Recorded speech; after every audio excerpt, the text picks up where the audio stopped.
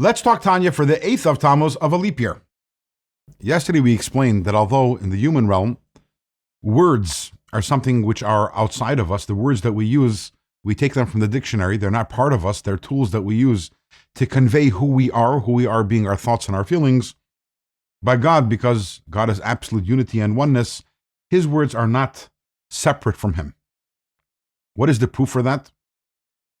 We're not talking here about proof in the laboratory, but we're talking about Kabbalistic proof.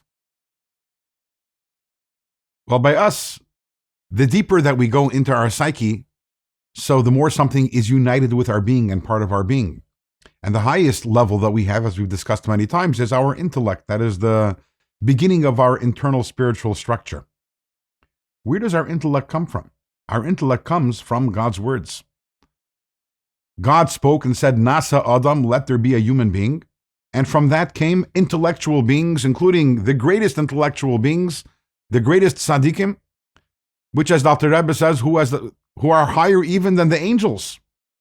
So if our intellect is one with our being, it's part of our identity, the source of our intellect, which is God's words, how much more so, that must be one with God.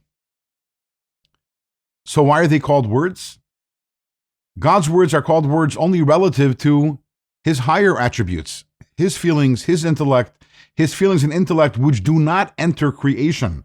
But God's words do enter creation, so to say, they leave His being and they enter creation, and that's why relative to the higher attributes, they are called words, but ultimately they're all 100% one with God.